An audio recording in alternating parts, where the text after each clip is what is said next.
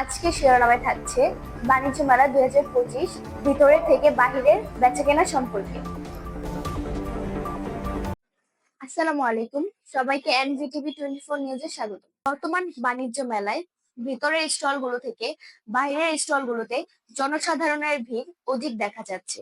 তাই ধারণা করা যাচ্ছে যে ভিতরের স্টলগুলো থেকে বাইরের স্টলগুলোতে অধিক বেচাকেনার আশ্বাস রয়েছে।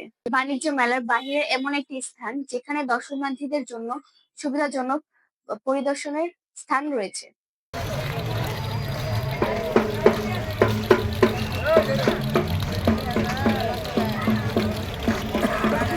এই রাস্তা মেলার প্রধান প্রবেশ পথের কাছাকাছি হওয়ায় দর্শনার্থীরা প্রথমে এই অঞ্চলে প্রবেশ করে।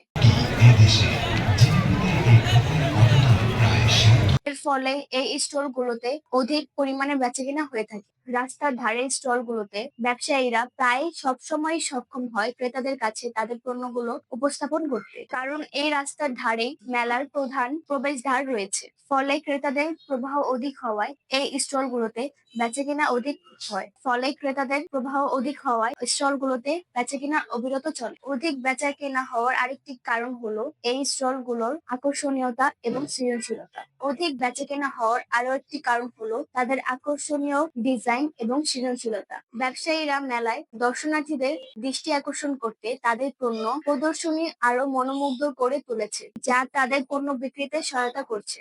এই রাস্তার সুবিধা কাজে লাগিয়ে ব্যবসায়ীরা পরিকল্পিতভাবে তাদের পণ্য বিক্রি করার কাজ করে যাচ্ছে এবং ফলস্বরূপ তারা অধিক আয় করছে।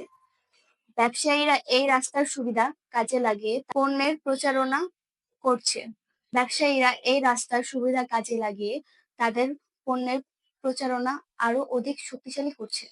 ভিতরেও রয়েছে আরো অনেক অনেক আকর্ষণ, যেমন নিজস্ব ছবি আর্ট করা, আরো মজার মজার অনেক লোক এইদিকে পছন্দের কসমেটিক্স মাত্র 50, এইদিকে আকর্ষণীয় দামে পণ্য বিক্রি করছে। আপনারাও চলে আসুন পূর্বাচল আন্তর্জাতিক বাণিজ্য মেলায় 2025।